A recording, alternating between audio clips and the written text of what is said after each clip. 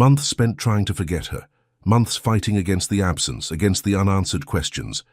But nothing prepared him to see her standing there at the courtroom door. She, who had vanished without a trace, was back, and everything inside him began to crumble again. The judge, already broken, will now have to choose between justice and the love he never stopped feeling. The mahogany gavel struck the bench with its usual authoritative finality, but Judge Marcus Whitmore barely heard the sound echo through the federal courtroom. His steel-grey eyes, normally sharp and unwavering during proceedings, had frozen on the figure standing in the doorway, a silhouette that made his heart forget its steady rhythm for a terrifying moment. It couldn't be her. 7 months. 7 months since Catherine Hayes had vanished from his life without a trace, leaving behind only the lingering scent of jasmine on his pillowcase and a void so profound it had nearly consumed him. 7 months of sleepless nights, of throwing himself into cases with a ferocity that concerned even his colleagues, of checking his phone obsessively for messages that never came. But there she was, pale as the marble floors beneath her feet, one hand pressed against the doorframe as if the weight of the world rested on her slender shoulders. Her chestnut hair, once vibrant and wild around her face during their stolen moments together, now hung in a simple braid down her back. She wore a loose cream-colored sweater that couldn't quite hide what made Marcus's breath catch in his throat. She was pregnant, very pregnant. The realization hit him like a physical blow. His calculating mind, trained to process evidence and reach logical conclusions within seconds, performed the math with devastating clarity. 7 months since she'd disappeared. The timeline was undeniable, inescapable, overwhelming. My child. She's carrying my child. Your Honor? The court clerk's voice seemed to come from underwater. Shall I call the next case? If this story is touching your heart, show your support. Leave a like, subscribe to the channel, and share it with your friends.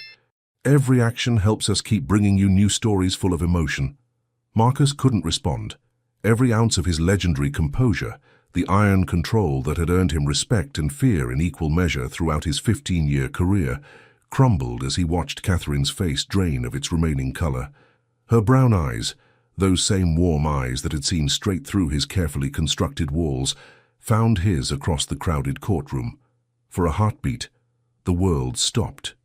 In that suspended moment, Marcus saw everything. The love that had never died flickering in her gaze, the fear that made her tremble, the desperate courage it had taken for her to come here. He started to rise from his chair, his body moving before his mind could catch up, when Catherine's knees buckled.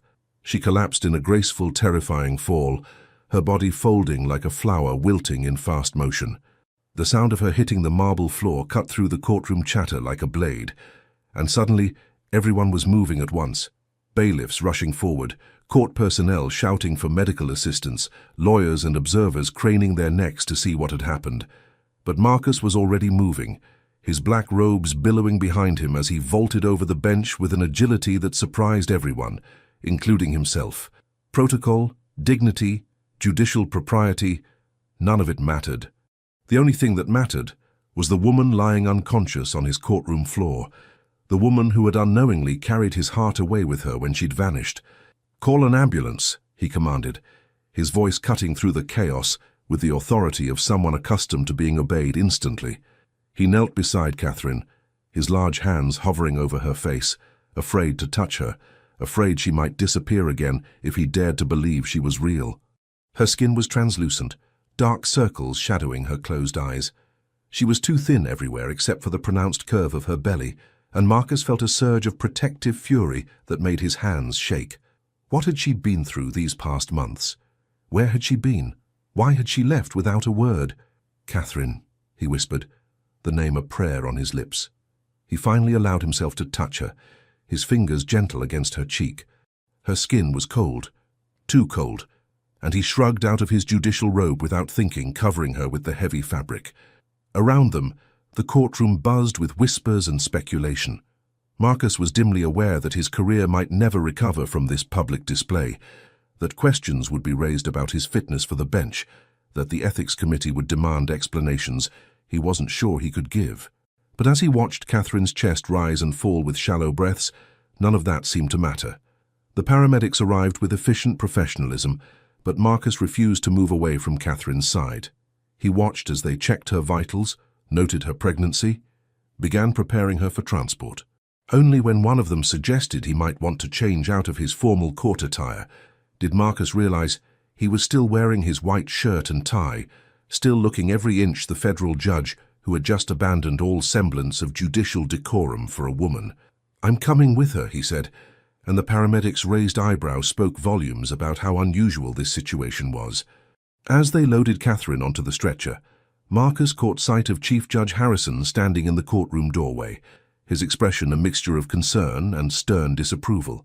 Marcus met his gaze steadily, knowing that conversations would need to be had, explanations given, consequences faced.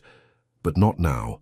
Now there was only Catherine and the child she carried, his child, and the desperate need to understand why she had returned to him in the most public, dramatic way possible. The ambulance doors closed with a final, decisive sound, and as the vehicle pulled away from the federal courthouse, Marcus reached for Catherine's hand. Her fingers were cold and limp in his, but they were real, solid, undeniably there. Whatever had brought her back, whatever crisis had driven her to seek him out after 7 months of silence, he would face it. They would face it together. Because despite everything, the pain of her abandonment, the questions that demanded answers, the uncertainty of what came next, one truth remained as solid and unshakable as the courthouse they were leaving behind. He loved her. He had never stopped loving her. And now, holding her hand as she carried their child, Marcus Whitmore allowed himself to hope that maybe, just maybe, love would be enough to bridge the chasm that had separated them. The city blurred past the ambulance windows, but Marcus saw only Catherine's face, peaceful in unconsciousness, and wondered what storms had driven her back to him when he had thought she was lost forever. The Whitmore Foundation's annual charity gala was exactly the kind of event Marcus endured rather than enjoyed. Crystal chandeliers cast warm light over Boston's elite as they mingled in their designer gowns and perfectly tailored tuxedos, writing checks that would ease their consciences for another year while changing nothing fundamental about the world's inequities. Marcus stood near the auction display, nursing his second scotch and mentally calculating how much longer he needed to stay before his absence would be noted with disapproval. As a federal judge, these appearances were part of his social obligations, a way to maintain the relationships that kept the legal system functioning smoothly. But after 12 hours in court that day, listening to lawyers posture and criminals lie, he had little patience for small talk about vacation homes and stock portfolios. "The Monet reproduction is quite lovely, don't you think?" The voice made him turn, and Marcus found himself looking down into the warmest brown eyes he had ever seen. The woman beside him was studying the artwork with genuine interest, not the practiced appreciation of someone trying to impress. She wore a simple black dress that probably cost a tenth of what the other women had spent on their gowns, but she carried herself with a natural grace that made the elaborate couture around them seem desperate and overdone. "I prefer the original," Marcus replied automatically, then immediately regretted his pretentious response. Something about her made him want to be better than the cynical, controlled man he had become. She smiled, and the warmth of it reached her eyes. "Of course you do. Most people here probably have originals hanging in their second homes." She turned back to the painting, tilting her head thoughtfully. "But there's something to be said for reproductions, don't you think? They make beauty accessible to people who could never afford the real thing. A teacher like me can have Monet's water lilies in her living room, even if they're printed on canvas." A teacher. Marcus felt something shift inside his chest. In his world of ambitious lawyers and ruthless politicians, genuine idealism was rarer than the diamonds glittering around women's throats tonight. "You teach?" he asked, genuinely curious despite himself. "Literature. High school." She extended her hand with an unself-conscious smile. "Catherine Hayes. And you're Judge Whitmore, aren't you? I recognize you from the newspaper photos." Her hand was soft but not pampered, with a small callus on her middle finger from grading papers and short practical nails painted a soft pink.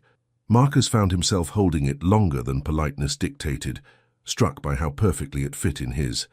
"Just Marcus tonight," he said, surprised by his own informality. In social situations, he was always Judge Whitmore or Your Honor, titles that maintained appropriate distance and reminded everyone of his position. "Just Marcus," Catherine repeated, and something about the way she said his name made it sound like music. So what brings just Marcus to an event where a single plate costs more than most people make in a week? He should have been offended by her bluntness, but instead found himself almost smiling. Civic duty. And you? Free food, she said with such cheerful honesty that he did smile genuinely for the first time in months. And my principal bought a table, insisted the English department be represented. I think she was hoping some wealthy patron would fall in love with public education and write us a massive check for new books. Has anyone offered?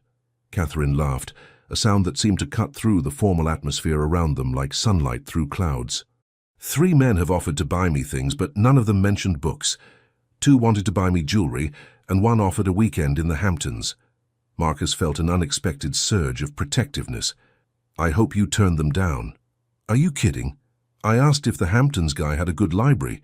He looked at me like I'd grown a second head. Her eyes sparkled with mischief.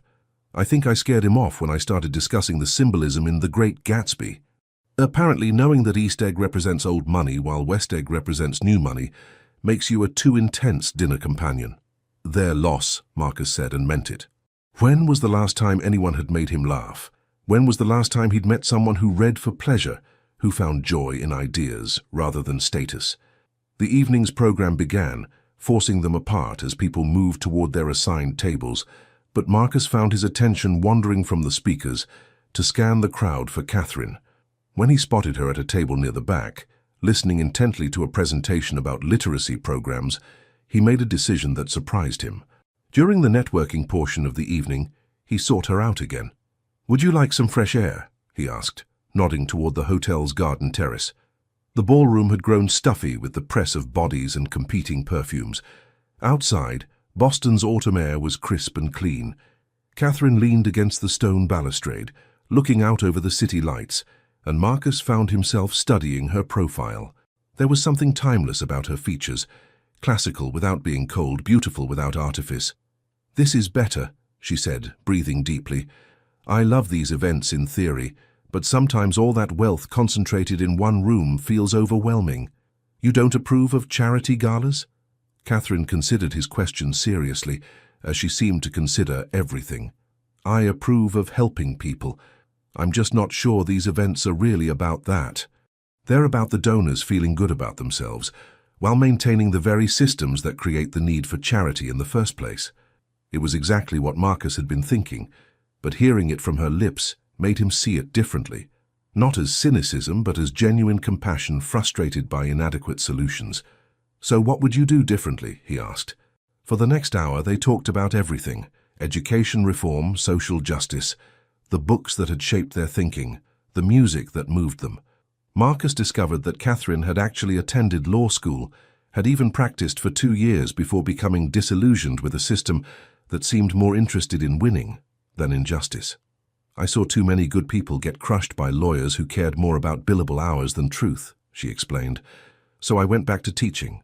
If I can help kids think critically, ask good questions, maybe they'll build a better world than the one we're handing them." As the evening wound down and guests began departing, Marcus realized he didn't want this conversation to end. For the first time in years, he felt genuinely engaged with another person, not performing the role of federal judge or eligible bachelor, but simply being himself. "Would you have dinner with me?" he asked as they stood near the hotel entrance, watching valets retrieve expensive cars. "Tomorrow night?" Catherine looked up at him, and Marcus saw something shift in her expression, surprise giving way to pleasure, then uncertainty. "I'm not sure that's a good idea," she said softly. "We live in very different worlds, Marcus. You're a federal judge, and I teach high school English in Roxbury. People would talk." "Let them talk," Marcus replied, surprising himself with his vehemence. "I'm tired of living my life according to other people's expectations." Catherine studied his face in the soft light spilling from the hotel lobby, and Marcus felt as though she were seeing straight through his carefully maintained facades to something real underneath. "Okay," she said finally, and her smile was worth more than all the expensive artwork they'd admired inside. "But somewhere simple. No place where the waiters know your wine preferences." As Marcus drove home that night, he found himself humming, something he hadn't done since childhood. Tomorrow couldn't come fast enough. Marcus had eaten at the finest restaurants in Boston, had wine collections worth more than most people's cars, and could distinguish between different vintages of champagne with his eyes closed. None of that had prepared him for the profound satisfaction of sharing a pizza with Catherine Hayes in a tiny Italian place in her neighborhood, where the checkered tablecloths had seen better days, and the owner's mother made the sauce from a recipe she guarded like state secrets. "You're staring," Catherine said, twirling spaghetti around her fork with practiced ease. A small smile played at the corners of her mouth, and Marcus realized he had indeed been staring, at the way the soft light caught the gold highlights in her hair, at how she laughed with her whole body, at the unconscious grace with which she moved. "I'm observing," he corrected, taking a sip of the house red wine that probably cost $8 a bottle and somehow tasted better than the $100 wines in his cellar. Observing what exactly? Everything. The way she had insisted on meeting him here, instead of letting him pick her up, maintaining her independence even as she accepted his invitation, how she had greeted the elderly owner in what sounded like fluent Italian, asking about his granddaughter's college applications. The fact that she had ordered without looking at prices, choosing what she wanted rather than what was expensive or impressive. "You," he said simply, and watched color rise in her cheeks. Catherine ducked her head, suddenly fascinated by her pasta. "I'm not very interesting, Marcus. What you see is pretty much what you get." If only she knew. In his world, everyone had angles, agendas, hidden motivations. Politicians angled for favorable rulings, lawyers calculated every word for maximum impact, and even social acquaintances seemed to view him as either a stepping stone or a trophy. But Catherine asked nothing of him except genuine conversation, offered nothing but her authentic self. "Tell me about your students," he said, genuinely curious about the life she had built for herself. Catherine's face lit up immediately. "They're incredible, frustrating, brilliant, heartbreaking, inspiring, sometimes all in the same class period. I have seniors who can barely read analyzing Shakespeare with insights that would make college professors jealous.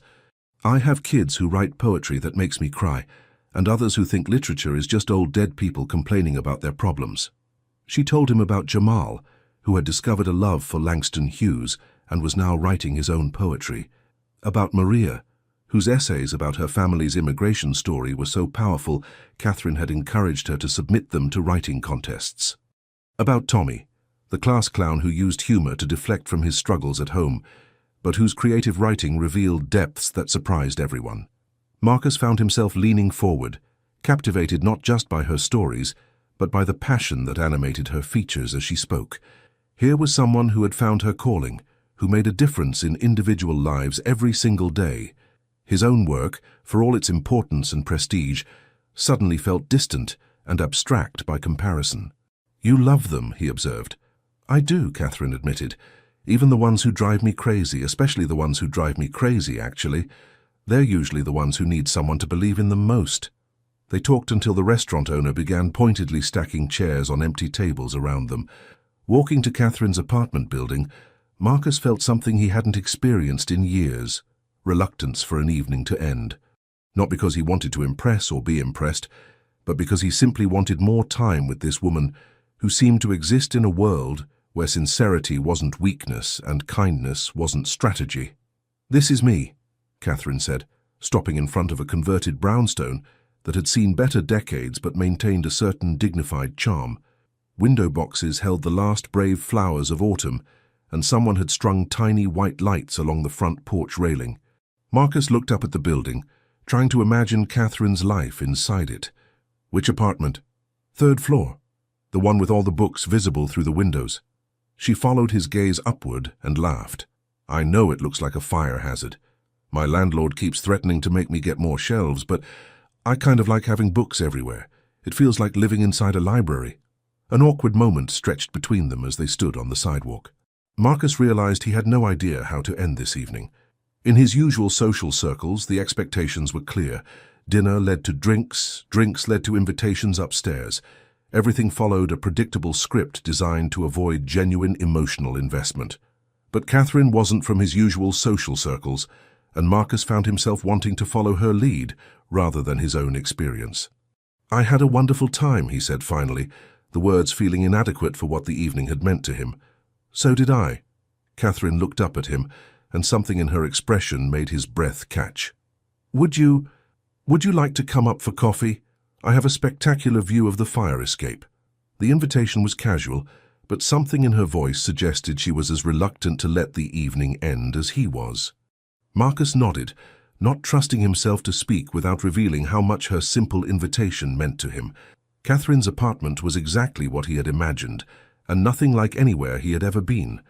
Books lined every wall, stacked on tables, tucked into corners. A reading chair by the window showed signs of heavy use, with a soft throw draped over one arm and a stack of student papers on the small table beside it. The kitchen was tiny but immaculate, with herbs growing on the windowsill and a coffee maker that had clearly seen years of faithful service. "It's not much," Catherine said, suddenly self-conscious as she watched him take in her home. "It's perfect," Marcus said, and meant it. The apartment felt alive in a way his own sterile penthouse never had. Lived in, loved, full of the accumulated treasures of someone who chose books over artwork, plants over expensive furniture, comfort over status. Catherine made coffee with an efficiency that spoke of routine, and they settled on her small couch with steaming mugs and the comfortable silence of people who had already said the important things. Through her windows, Marcus could see into other apartments, other lives, families having late dinners, couples watching television, an elderly man reading alone by his window. "Do you ever feel lonely?" Catherine asked softly, as if she had been following his thoughts. The question caught him off guard. In his world, admitting to loneliness would be seen as weakness, vulnerability that could be exploited. But something about the gentle darkness of Catherine's apartment, the way she curled into the corner of the couch with her coffee cradled in both hands, made honesty feel not just safe but necessary. "Yes," he said simply, "more often than I care to admit." Catherine nodded, as if this answer didn't surprise her. "I think successful people are often the loneliest. Everyone wants something from you, so you never know who actually wants you." It was so precisely what Marcus had been feeling for years that he felt something loosen in his chest, a knot of tension he hadn't even realized he'd been carrying. "And you?" he asked. "Do you ever feel lonely?"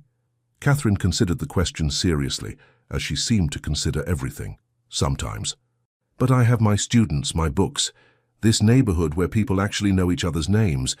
It's a different kind of life than what most people expect, but it's mine." They talked until nearly midnight, about everything and nothing. Favorite books, worst dates, childhood fears, adult dreams. When Marcus finally stood to leave, he felt as though he were stepping out of a warm pool into cold air. "Can I see you again?" he asked at the door, the question carrying more weight than it should have after only one real date. "I'd like that," Catherine replied, and when she smiled, Marcus felt something shift permanently in his carefully ordered world. Walking to his car, Marcus realized that for the first time in his adult life he was genuinely excited about tomorrow, not because of a case he might win or a decision he might hand down, but because tomorrow meant the possibility of seeing Catherine Hayes again. 3 weeks into what Marcus had begun thinking of as his double life, he found himself standing outside Catherine's school at 3:15 on a Tuesday afternoon, holding a bouquet of wildflowers and feeling more nervous than he had before his first Supreme Court argument. He had been seeing Catherine regularly, dinners at small restaurants, walks through the public garden, an afternoon at the Museum of Fine Arts where she had shown him details in paintings he had looked at for years without really seeing. Each date revealed new layers to her personality, new reasons to admire her strength and intelligence and warmth, but they hadn't been to any events where his colleagues might see them together. Marcus told himself it was because he wanted to protect Catherine from the scrutiny that came with dating a federal judge, but a more honest part of him acknowledged that he was protecting himself too, from questions he wasn't ready to answer, from having to define something that felt too precious and fragile to expose to public examination. The final bell rang, and students began streaming out of the brick building, their voices and laughter filling the crisp October air. Marcus recognized several faces from Catherine's stories: the aspiring poet, the class clown, the quiet girl whose essays about her immigrant family had moved Catherine to tears. Judge Whitmore? Marcus turned to find a tall, athletic boy approaching him with curiosity written across his features. This had to be Jamal, the student Catherine had mentioned who had discovered poetry through Langston Hughes. "You're here to see Ms. Hayes, right?" the boy continued, and Marcus was struck by his direct, confident manner. "She talks about you sometimes. She talks about me." The thought sent a warm current through Marcus's chest. "She does?" Jamal grinned. "Not like that, man. Just mentions things you've said, books you've recommended. She gets this look when she talks about you, though, like she's thinking about something that makes her happy." Before Marcus could respond to this revelation, Catherine appeared in the doorway, and his breath caught as it did every time he saw her. She wore a soft green sweater that brought out the gold flecks in her brown eyes, and her hair was pulled back in a practical ponytail that somehow managed to be both professional and utterly feminine. "Marcus?" She looked genuinely surprised to see him, and he caught the slight flush that colored her cheeks. "What are you doing here?" "I had a short day at court," he said, extending the wildflowers. "Thought you might like some company on the walk home." Catherine accepted the flowers with a smile that made every questioning look from passing students worth it. "They're beautiful. Wildflowers are my favorite." "I remember," Marcus said softly, and saw her expression soften in response. As they walked through Catherine's neighborhood, Marcus found himself seeing it through her eyes, not as the slightly run-down area he had initially perceived, but as a community where people knew each other's names, where the elderly man at the corner market asked about Catherine's students by name, where the mother pushing a stroller stopped to chat about her daughter's progress in Catherine's class. "You're part of something here," Marcus observed as they climbed the steps to her building. "It took time," Catherine admitted, fishing for her keys. "When I first moved here, I was just the teacher who lived upstairs. But once people realized I genuinely cared about their kids, about this neighborhood, they welcomed me in." In her apartment, Catherine arranged the wildflowers in a simple glass vase, and Marcus watched her domestic movements with a fascination that surprised him. Everything she did seemed to carry intention, grace, a quiet satisfaction in creating beauty from simple elements. "Are you hungry?" she asked, opening her refrigerator to reveal contents that were modest but carefully organized. "I could make pasta, or we could order from Giuseppe's." "Let me cook for you," Marcus interrupted, the words surprising them both. Catherine raised an eyebrow. "You cook?"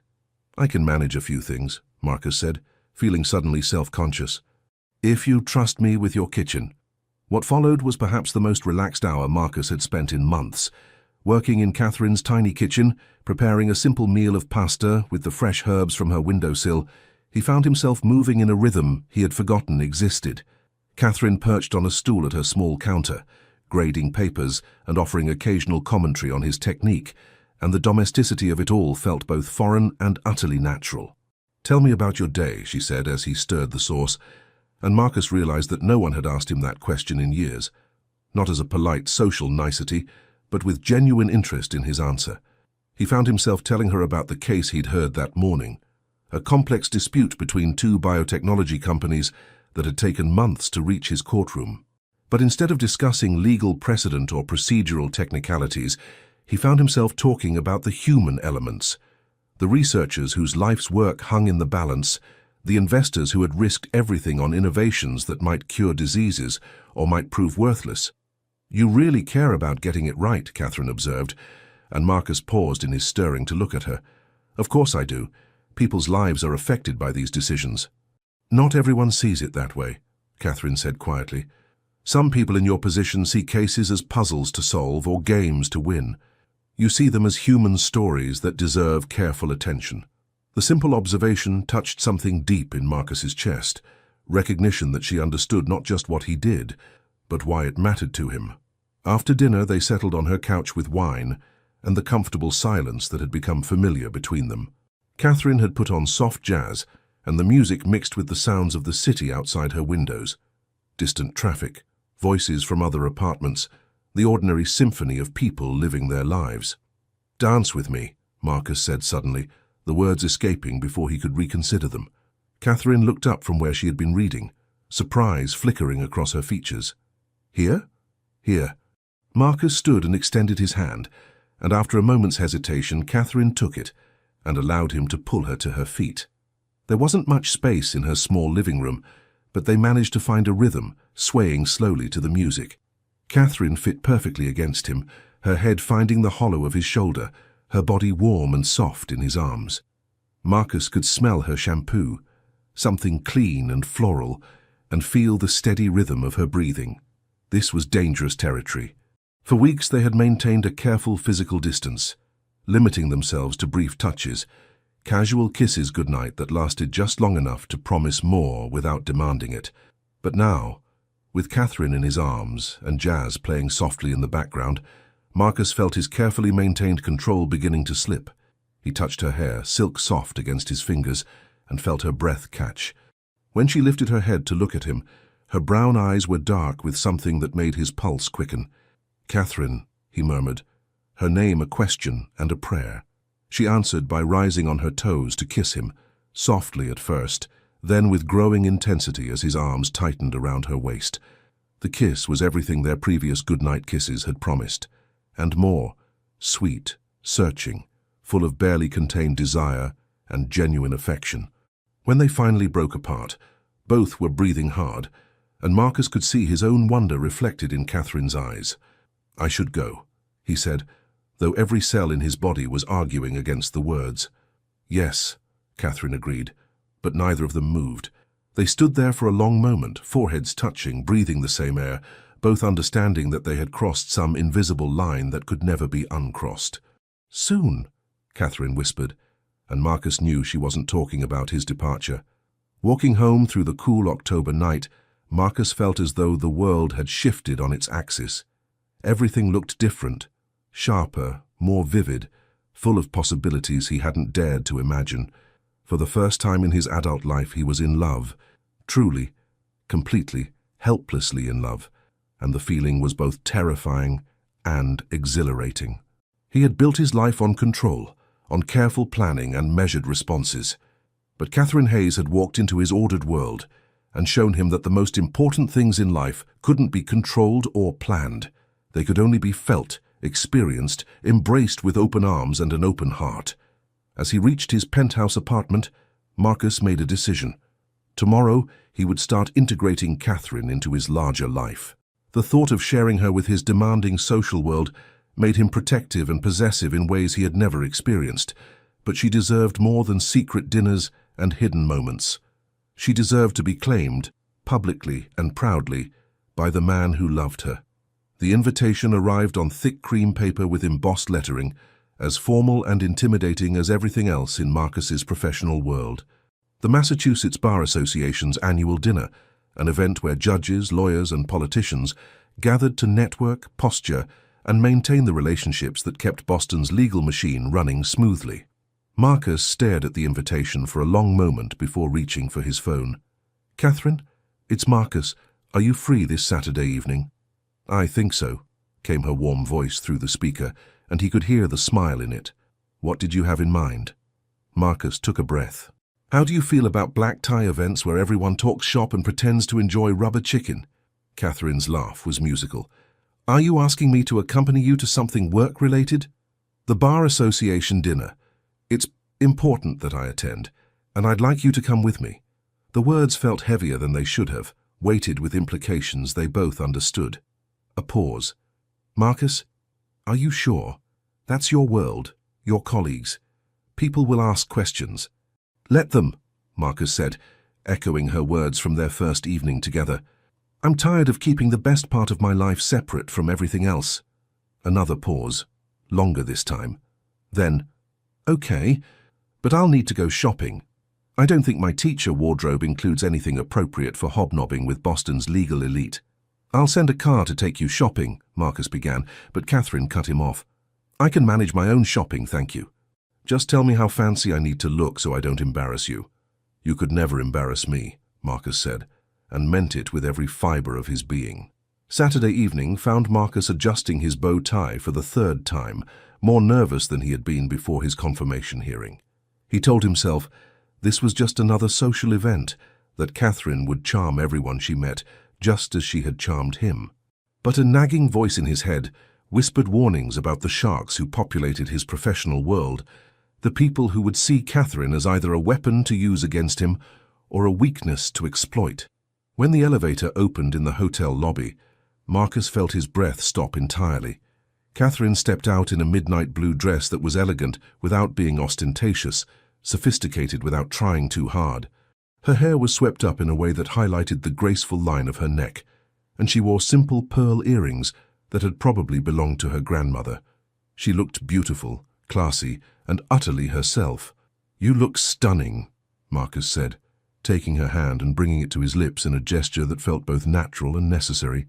"You clean up pretty well yourself," Catherine replied, straightening his already perfect bow tie with a small smile that didn't quite hide her nervousness. The hotel ballroom was exactly what Marcus had expected. Crystal chandeliers, elaborate floral arrangements, round tables draped in white linen where Boston's legal establishment gathered in their finest attire. He guided Catherine through the crowd, making introductions, watching with pride as she engaged each person with genuine interest and intelligent conversation. "Judge Whitmore." The voice belonged to Richard Patterson, a senior partner at one of the city's most prestigious firms, and a man who had never missed an opportunity to remind Marcus that they had attended Harvard Law together. "I don't believe I've met your companion." "Catherine Hayes," Marcus said, his hand finding the small of her back in a gesture that was both protective and possessive. "Catherine, this is Richard Patterson. Ms. Hayes," Patterson said, taking Catherine's hand with the practiced charm of someone who made his living reading people. "And what brings you into Marcus's orbit? Are you in the legal field?" Marcus felt Catherine's slight tension, sensed her awareness that this was some kind of test. "I'm a teacher," Catherine said simply, meeting Patterson's gaze directly. "High school English literature." Patterson's eyebrows rose almost imperceptibly. "How refreshing. It must be quite a change from the classroom to events like this." The words were polite, but Marcus caught the subtle condescension, the implication that Catherine was out of her depth. He felt his protective instincts surge, but before he could respond, Catherine smiled with perfect composure. "Actually, dealing with difficult teenagers has prepared me quite well for most social situations," she said smoothly. "The main difference is that when adults act out, they can't be sent to the principal's office." Patterson blinked, clearly uncertain whether he had just been insulted, and Marcus had to suppress a smile. The evening continued in similar fashion. Some people were genuinely welcoming, charmed by Catherine's authenticity and intelligence. Others were politely dismissive, treating her as Marcus's temporary diversion rather than someone worthy of serious attention. And a few, like Patterson, seemed to view her as a puzzle to solve or a weakness to probe. During dinner, Catherine found herself seated next to Margaret Chen, a brilliant appellate lawyer who had argued cases before the Supreme Court. Marcus watched as the two women discovered a shared passion for constitutional law, discussing Fourth Amendment precedents, with the kind of intellectual intensity that made Marcus remember why he had fallen in love with the law in the first place. "So your friend is quite impressive," said David Harrison, the chief judge, who had taken the seat on Marcus's other side. "Sharp mind, articulate, not intimidated by this crowd. Where did you meet her?" "A charity event," Marcus replied carefully, aware that Harrison was fishing for information that would help him assess the situation. "And she's a teacher?" "One of the best," Marcus said with quiet pride. "She left legal practice to make a real difference in kids' lives." Harrison nodded thoughtfully. "Noble choice. Though I imagine some people here tonight are wondering what a federal judge is doing with a public school teacher." The statement hung in the air between them, not quite a warning, but definitely an observation worth considering. "Some people spend too much time wondering about other people's business," Marcus replied evenly. After dinner, as couples moved to the hotel's terrace for drinks and dancing, Marcus found himself watching Catherine from across the room. She was speaking with a group of younger lawyers, and he could see them leaning in, drawn by whatever story she was telling. Her hands moved gracefully as she spoke, and when she laughed at something one of them said, the sound carried across the room and made something warm unfold in Marcus's chest. "She's lovely," said a voice beside him, and Marcus turned to find Elena Rodriguez, a federal prosecutor whose opinion he respected. "But you're playing with fire, you know." "Meaning?" Elena sipped her wine, choosing her words carefully. "Meaning this city loves nothing more than watching powerful men make choices that can be used against them. Your private life has always been above reproach, Marcus. Don't give your enemies ammunition." "Catherine isn't ammunition," Marcus said sharply. She's the best thing that's happened to me in years." "I believe that," Eleanor said softly, "which is exactly why you need to be careful. The people who want to see you fall will look for ways to hurt her to get to you." Before Marcus could respond, Catherine appeared at his side, slipping her hand into his with easy familiarity. "I was just telling Elena about you," Marcus said, his voice gentling automatically in her presence. "All good things, I hope," Catherine said with a smile that included both of them. "Only the truth," Elena replied, and after a few more minutes of conversation, she excused herself, leaving Marcus and Catherine alone on the terrace overlooking Boston Harbor. "That was interesting," Catherine said quietly, watching Elena disappear back into the ballroom. "Elena's a good friend. She's just looking out for me." Catherine turned to face him fully, and in the soft light from the harbor her expression was serious. "Marcus, I need to ask you something, and I need you to be honest with me." Something in her tone made Marcus's chest tighten. "Of course. Am I going to be a problem for you professionally, I mean? Because if dating me is going to hurt your career or put you in a difficult position, we need to talk about that now." The question hit Marcus like a physical blow, not because he hadn't considered it, but because Catherine was brave enough to voice what he had been trying not to think about. "You're not a problem," he said firmly. "You're the solution to problems I didn't even know I had." Catherine studied his face in the dim light, searching for truth behind his words. "Promise me something? Anything. Promise me that if this, us, becomes something that could damage what you've worked your whole life to build, you'll tell me. I won't be the reason your career suffers." Marcus reached up to cup her face in his hands, thumbs tracing the delicate line of her cheekbones. "Catherine, listen to me very carefully. I have spent my entire adult life building a career, accumulating achievements, earning respect and recognition. And none of it means anything compared to this. Compared to you." When he kissed her there on the terrace with Boston spread out below them and the sounds of his professional world drifting from the ballroom behind them, Marcus knew that he had crossed another line. This wasn't just about private dinners and quiet moments anymore. This was about choosing Catherine over every other consideration, about making her part of his public life, regardless of the consequences. As they drove home through the city streets, Catherine's hand warm in his, Marcus realized that for the first time in his life, he was willing to risk everything for love. The thought should have terrified him. Instead, it felt like the most natural thing in the world. The November rain drummed against Catherine's apartment windows as she moved around her small kitchen, preparing dinner with the unconscious grace that never failed to captivate Marcus.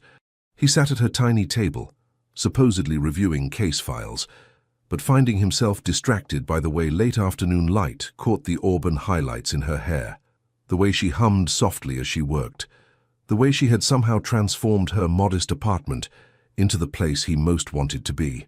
It had been 2 months since their first meeting, 6 weeks since the Bar Association dinner that had officially announced their relationship to Boston's legal community.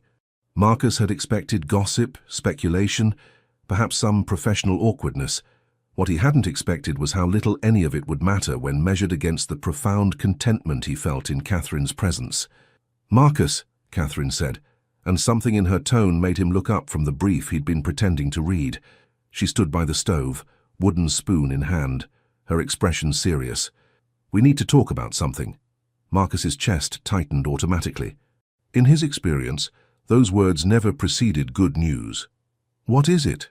Catherine turned off the burner and moved to sit across from him, her brown eyes troubled. "I got a phone call today from someone claiming to be a journalist." Every muscle in Marcus's body went rigid.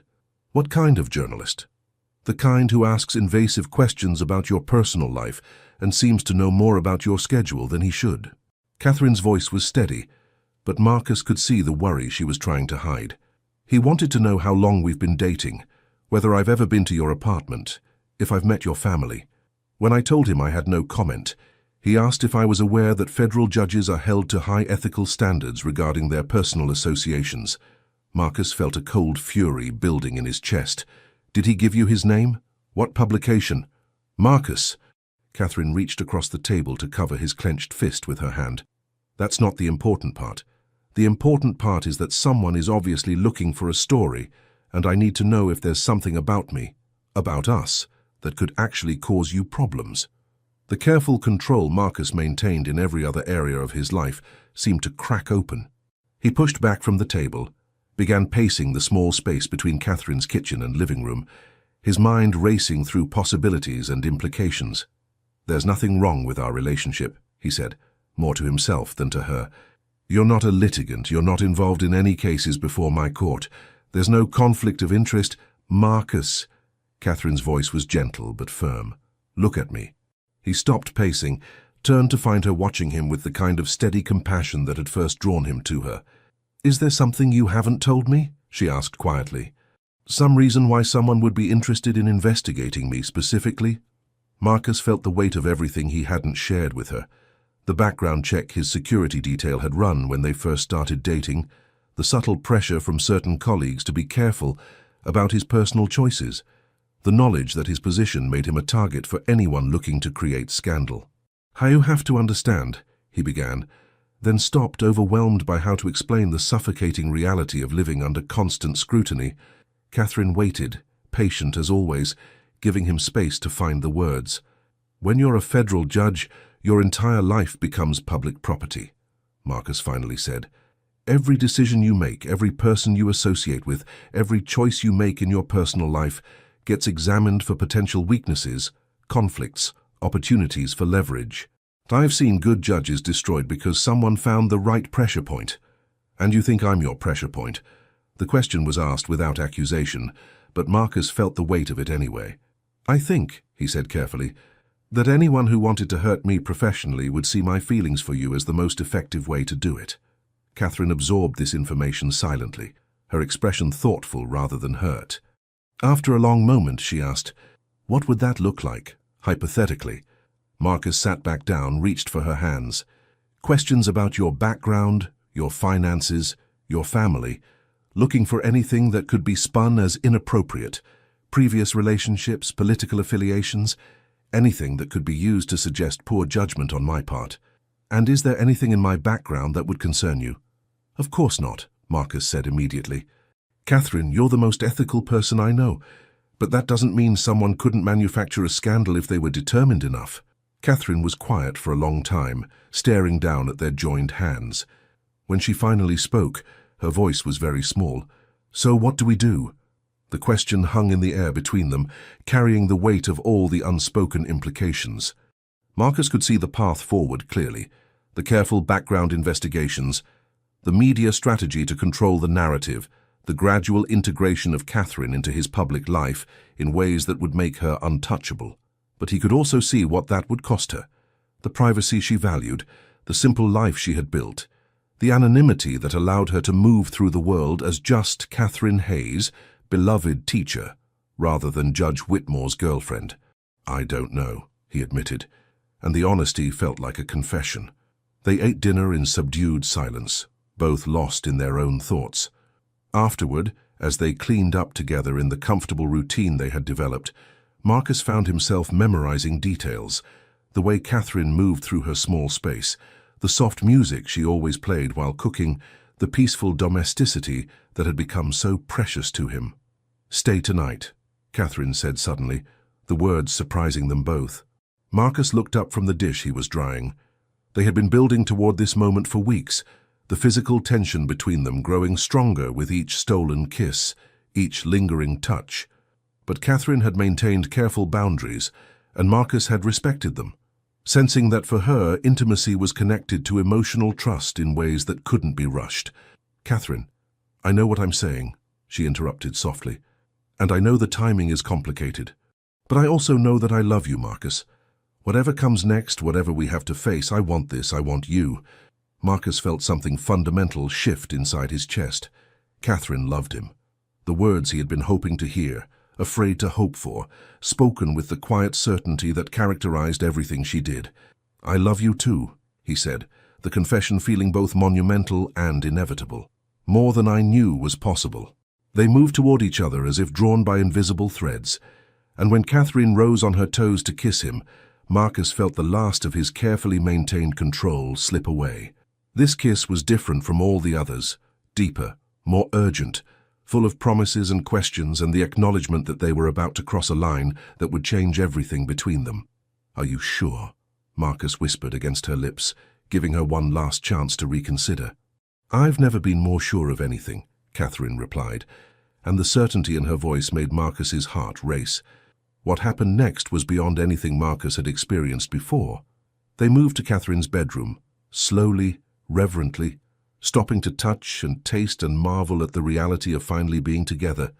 When Catherine's dress pulled at her feet, and Marcus saw her clearly for the first time, illuminated by the soft light from her reading lamp, he felt as though he were witnessing something sacred. Their lovemaking was tender and intense, passionate and gentle, a perfect fusion of physical desire and emotional connection. Marcus had been with other women, but never like this. Never with someone who saw straight through to his soul, never with the kind of complete trust and vulnerability that Catherine offered him. Afterward, as they lay tangled together in Catherine's bed, her head on his chest and his fingers playing through her hair, Marcus felt a peace he had never experienced. For the first time in his adult life, he was exactly where he belonged. "No regrets?" he asked softly, needing to hear her answer. Catherine lifted her head to look at him, her brown eyes luminous in the dim light. "Only that we waited so long." Outside, the November rain continued to fall, but in Catherine's small bedroom, Marcus felt as though they had created their own perfect world, a place where external pressures and professional obligations couldn't reach them, where only love mattered. He knew that tomorrow would bring new challenges, that the conversation about the journalist's call would need to be continued, that decisions would have to be made about how to protect what they had built together. But tonight, with Catherine warm and soft in his arms, Marcus allowed himself to believe that love would be enough to weather whatever storms were coming. "I love you," he whispered into her hair, the words feeling like both a prayer and a promise. "I love you too," Catherine murmured back, and Marcus fell asleep holding the most precious thing he had ever found. Catherine woke to find Marcus already dressed, standing by her bedroom window with his phone pressed to his ear, his voice low and tense. The morning light revealed the sharp lines of worry etched across his features, and she felt yesterday's contentment give way to unease. "I don't care what it takes," Marcus was saying. "Find out who's feeding them information and shut it down." He ended the call and turned to find Catherine watching him, her hair tousled from sleep, wearing his dress shirt from the night before. Even through his anxiety, Marcus felt his breath catch at the sight of her.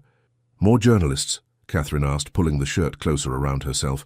"3 more calls to the courthouse this morning. Someone leaked details about our dinner dates, where you work, even your apartment address." Marcus sat on the edge of the bed, reaching for her hand. "Catherine, I think you should take some time off from school, just until we figure out what's happening." "Absolutely not." Catherine's response was immediate and firm. "I won't hide from my students, because someone wants to create drama around our relationship." Marcus had expected this response, but it didn't make his protective instincts any less fierce. "These people don't play fair. They'll twist anything they can find. Let them try." Catherine's brown eyes flashed with determination. "Marcus, I love you, but I won't let fear control my life. If being with you means dealing with media attention, then we'll deal with it. Together." The word "together" sent warmth through Marcus's chest, but his concern remained. He had seen what ruthless journalists could do to innocent people, how they could twist truth into scandal, destroy lives in pursuit of a story. "There's something else," Marcus said reluctantly. "My security team wants to run a complete background check on you, standard protocol when a judge enters a serious relationship." Catherine went very still. "What kind of background check? Financial records, employment history, family connections, previous relationships?" Marcus hated the clinical sound of it, the way it reduced Catherine's life to data points and potential vulnerabilities.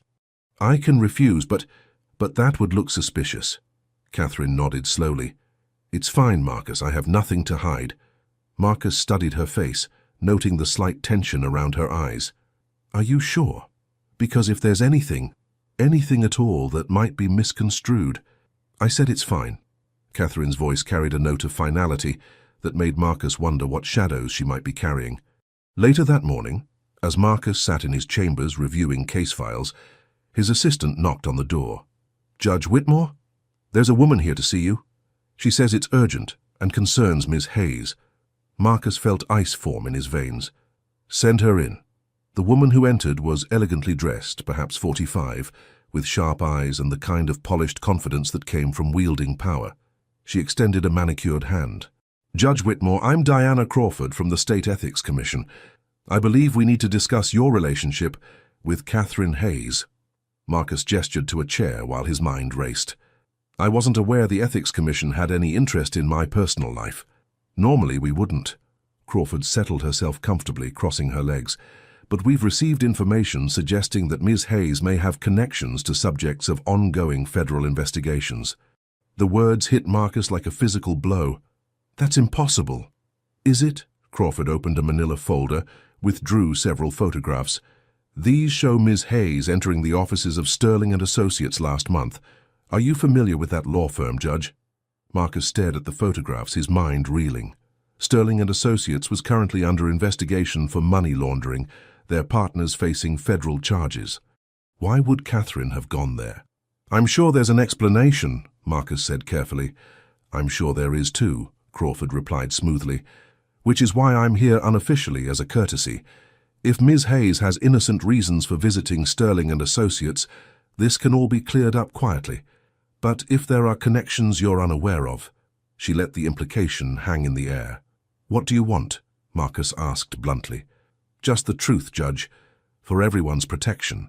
After Crawford left, Marcus sat in his chambers staring at the photographs, his mind churning with questions and possibilities.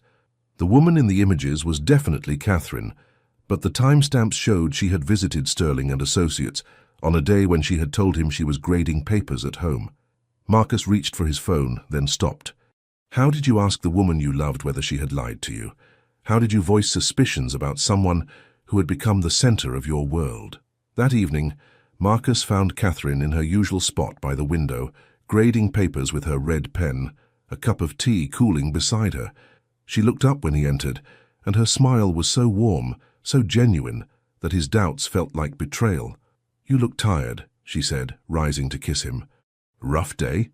"Catherine," Marcus began, then stopped, unable to find the words. She must have heard something in his voice because her expression grew concerned. "What's wrong?" Marcus withdrew the photographs from his briefcase, laid them on her small table. Catherine looked down at them and all the color drained from her face. "I can explain," she said quietly. "I hope so," Marcus replied, his heart breaking at the fear he saw in her eyes. "Because if you can't, we're both in more trouble than you can imagine."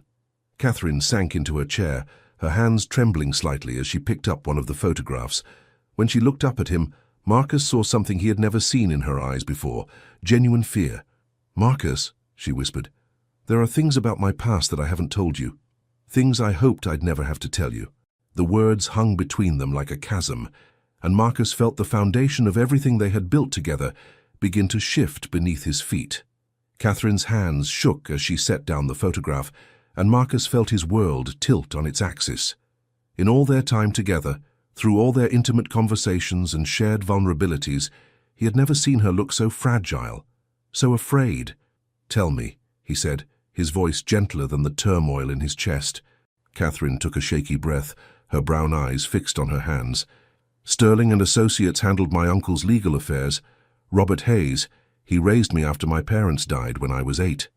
Marcus felt something cold settle in his stomach. "Your uncle? He's not a bad man, Marcus. He gave me everything. Love, education, opportunities I never would have had otherwise. But his business dealings..." Catherine's voice trailed off, and she finally looked up at him with eyes full of pain. "I found out 6 months ago that he's been using his construction company to launder money for some very dangerous people." The revelation hit Marcus like a physical blow. Money laundering was a federal crime, the kind of case that regularly appeared on his docket.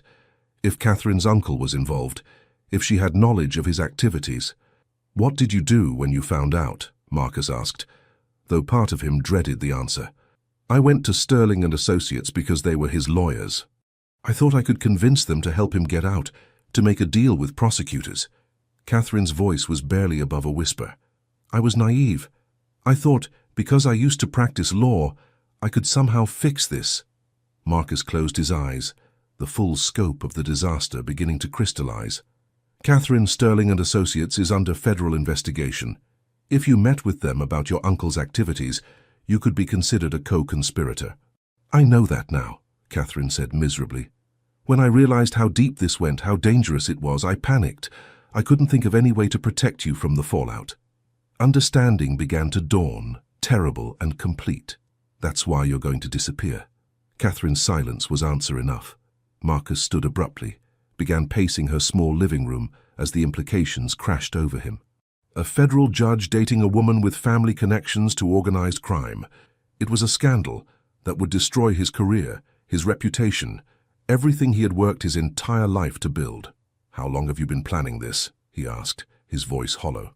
Since the day after I went to Sterling and Associates, Catherine admitted.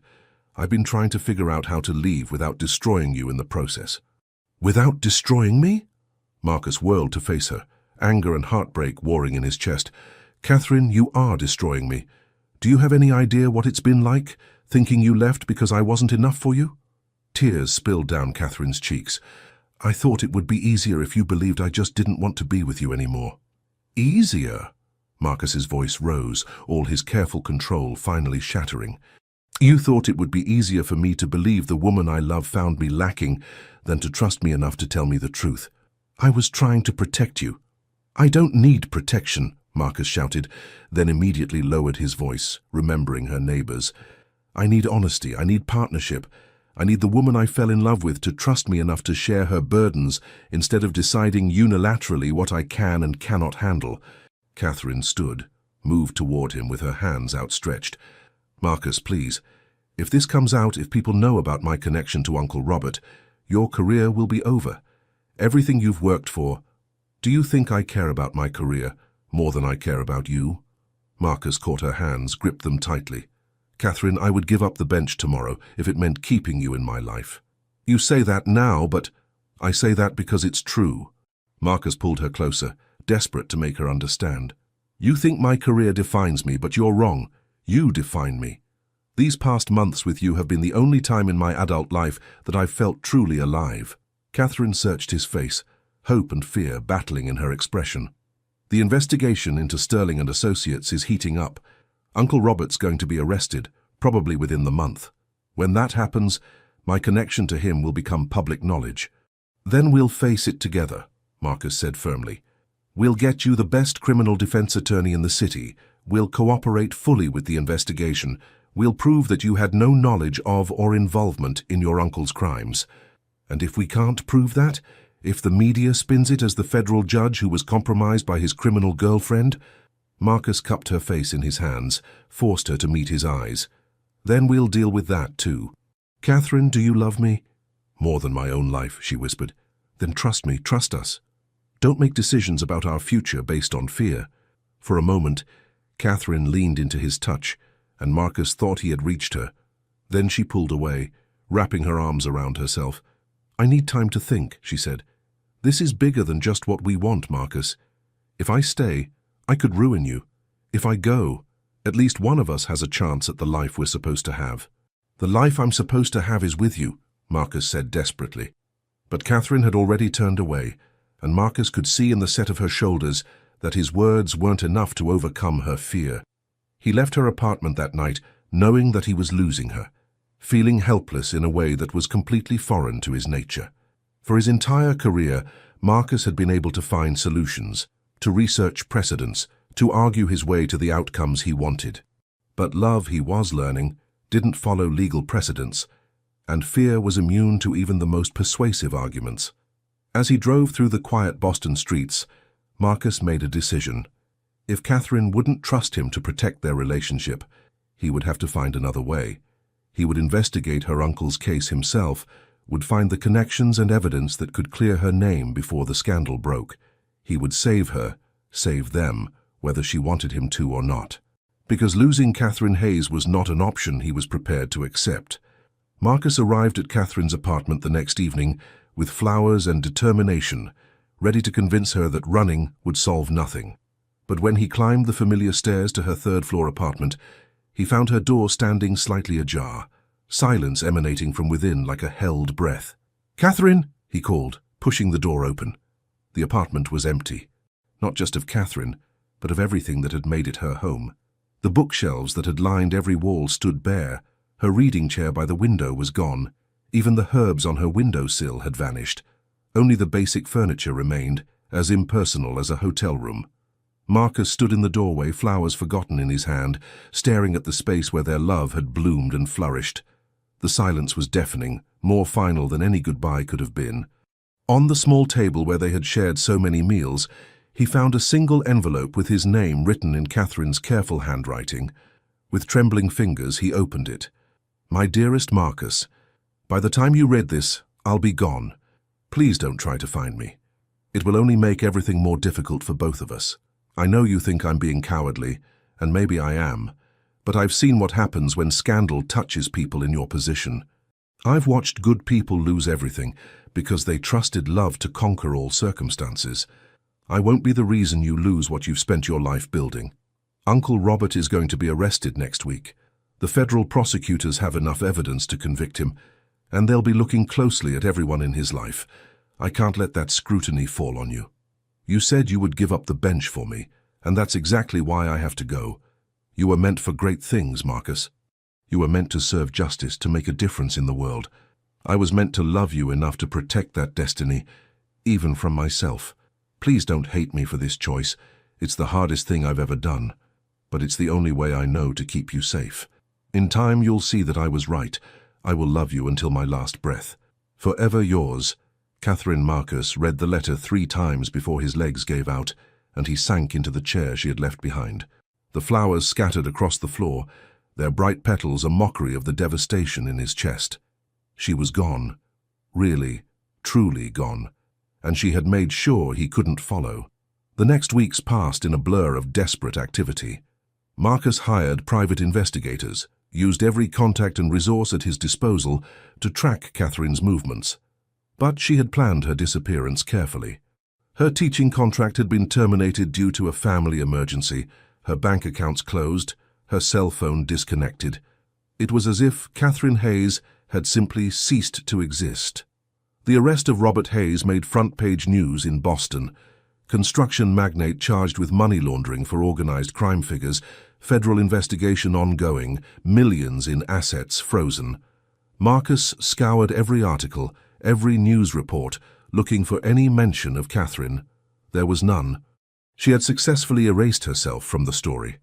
Marcus threw himself into his work with renewed intensity, taking on more cases, working longer hours, anything to keep his mind from the emptiness Catherine had left behind. His colleagues noted his increased dedication, his laser focus in court, but they didn't see the sleepless nights, the untouched meals, the way he checked his phone obsessively for messages that never came. Chief Judge Harrison called him into his office 3 weeks after Catherine's disappearance.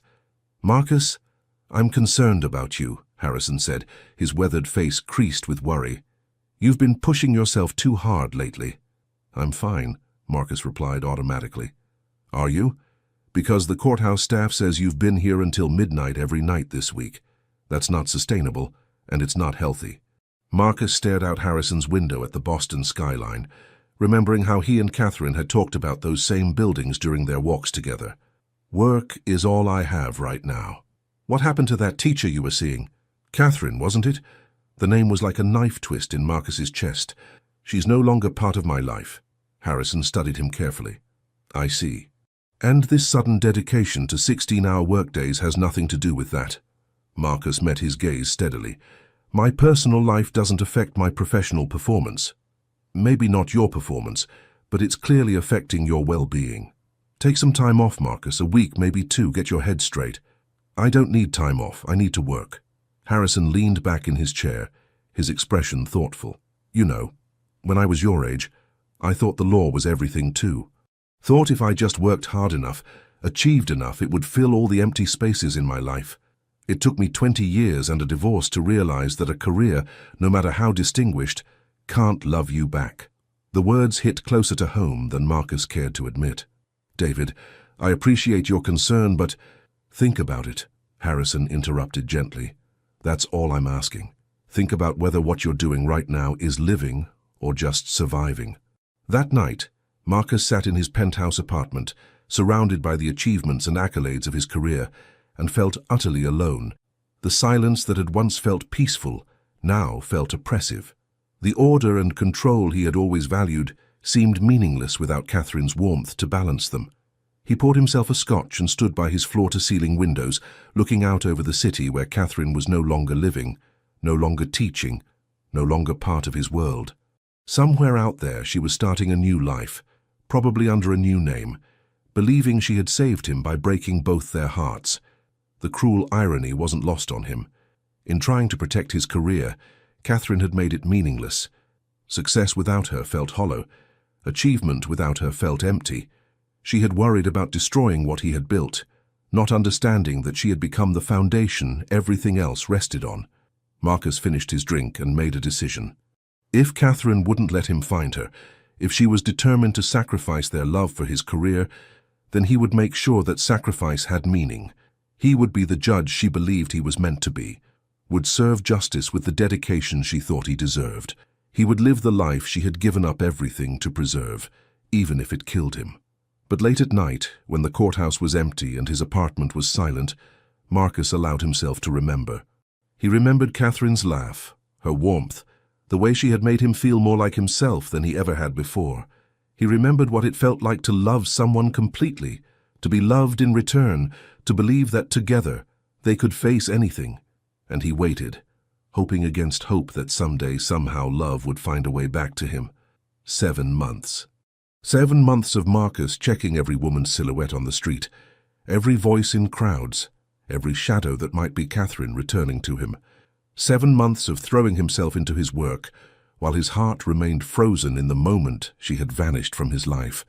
Now she stood in his courtroom doorway, pale and pregnant, and more beautiful than his memory had dared preserve.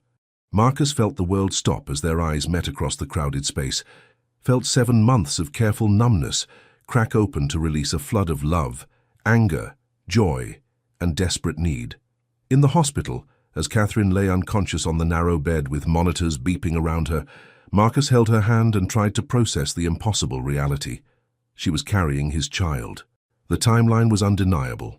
Their last night together, that perfect evening when they had finally surrendered to their love completely, had created this miracle. "The baby appears healthy," Dr. Martinez was saying, but Marcus barely heard the words over the thunder of his own heartbeat. "Ms. Hayes is dehydrated and exhausted, but both she and the child should be fine with proper rest and nutrition." When Catherine's eyes finally fluttered open, Marcus felt his heart restart. "Marcus," she whispered, and the sound of his name on her lips nearly undid him. "I'm here," he said, bringing her hand to his lips. "I'm here, and I'm not going anywhere." Catherine's eyes filled with tears as she struggled to sit up. "You have to recuse yourself from the case. Please, Marcus, you can't be involved in this." "What case?" Marcus asked, though dread was already pooling in his stomach. "Uncle Robert's case is finally going to trial. Federal court. Your court." Catherine's voice was barely audible. "I'm listed as a potential witness because of my connection to him. If you preside over this case while carrying your child—" The full scope of the disaster crystallized in Marcus's mind. A federal judge presiding over a case involving the uncle of the woman carrying his child. The ethics violation was staggering, the conflict of interest absolute. "You came back to warn me," Marcus said, understanding flooding through him. "I came back because I had to," Catherine replied, one hand moving protectively to her swollen belly. "The baby deserves to know her father, regardless of the consequences to either of us." Her. Marcus felt something warm and overwhelming spread through his chest. A daughter. He was going to have a daughter. "How long have you known?" he asked. "About the pregnancy?" "Since a month after I left. About her being a girl. 3 weeks ago." Catherine's smile was tremulous but radiant. "I wanted to tell you so many times, Marcus. Every day I wanted to call you, to share this with you. Why didn't you?" "Because I was afraid. Afraid you'd insist on being involved. Afraid the scandal would destroy you. Afraid I was being selfish in wanting you to know." Tears spilled down her cheeks, but she started moving, and every time she kicked I felt like she was trying to tell me something, that she belonged to both of us, that keeping her from you was wrong. Marcus leaned forward, pressed his forehead against Catherine's. "I love you," he whispered. "I never stopped loving you. These 7 months without you have been hell." "I love you too," Catherine whispered back. But Marcus, this doesn't solve anything. If anything, it makes everything more complicated. Before Marcus could respond, there was a sharp knock on the door. Chief Judge Harrison entered, his expression grim. "Marcus, we need to talk," Harrison said, then stopped short when he saw Catherine. "Ms. Hayes, I wasn't expecting to see you here." Catherine struggled to sit straighter. "Judge Harrison." Harrison's gaze moved between them, taking in their joined hands, Catherine's obvious pregnancy, the intimate way they sat together. Understanding dawned in his weathered features. "I see," he said quietly. "This complicates things considerably." "David," Marcus began, but Harrison held up a hand. "The Hayes case is scheduled to begin next week in your courtroom. Given this development, you'll need to recuse yourself immediately. Judge Morrison will take over the case." Marcus felt Catherine's hand tighten in his. "I understand." "Do you?" Harrison's voice was stern. "Because this goes beyond just reassigning a case. The Ethics Committee will want explanations. The media will have questions. Your relationship with Ms. Hayes, combined with her family connections to the defendant, creates appearances that will be difficult to explain away." "I can explain," Catherine said suddenly, her voice stronger than before. "I can testify that Marcus had no knowledge of my family situation when we began dating, that I deliberately concealed information from him. I can make it clear that he's innocent of any wrongdoing." Harrison looked at her with something approaching respect. "That's very noble, Ms. Hayes, but it may not be enough. The appearance of impropriety can be just as damaging as actual impropriety in cases like this." Marcus felt anger surge through him. "So what are you suggesting? That I pretend Catherine and our child don't exist?" "I'm suggesting," Harrison said carefully, "that you both need to think very carefully about how you want to handle this situation, because the decisions you make in the next few days will affect not just your careers but your child's future as well." After Harrison left, Marcus and Catherine sat in silence, both overwhelmed by the magnitude of what they faced. The joy of reunion, the miracle of their child, the love that had survived 7 months of separation, all of it was threatened by circumstances beyond their control. "What do we do?" Catherine asked finally. Marcus squeezed her hand, drawing strength from her presence even as his mind raced through possibilities. "We fight," he said firmly. "We face this together, and we fight for our family. Even if it costs you everything?" Marcus looked at Catherine. Exhausted but determined, carrying his child, brave enough to return despite the risks, and felt certainty settle in his chest. "You and our daughter are everything," he said. "Everything else is just details." For the first time since entering his courtroom that morning, Catherine smiled. A real smile that reached her eyes and reminded Marcus why he had fallen in love with her in the first place. "In that case," she said, "we'd better figure out how to win." 3 days after Catherine's collapse in the courtroom, Marcus sat across from the most respected criminal defense attorney in Boston, watching Elena Rodriguez review the stack of documents Catherine had brought with her from her months in hiding. "This is impressive work," Elena said, looking up from the papers spread across her conference table. "Ms. Hayes, you've essentially built a complete defense case for both yourself and your uncle." Catherine, looking stronger after proper rest and nutrition, leaned forward in her chair. "I had a lot of time to research, and I remembered enough from my law school days to know what evidence we'd need." Marcus watched Catherine with a mixture of pride and pain. During her months away, while he had been drowning in grief and throwing himself into work, she had been methodically building a case to clear both their names. Even in protecting herself, she had been protecting him. "The key evidence is here," Catherine continued, pointing to a particular document. "Financial records showing that Uncle Robert's legitimate business accounts were completely separate from the money laundering operation. The organized crime figures used his construction sites, but they brought their own crew, their own equipment. Robert was essentially an unwitting landlord." Eleanor studied the papers. "And you can prove he had no knowledge of their actual activities." "Better than that," Catherine said, a slight smile playing at her lips. "I can prove that when he did find out, he immediately contacted the FBI. That's why he's been cooperating with the investigation for the past 6 months."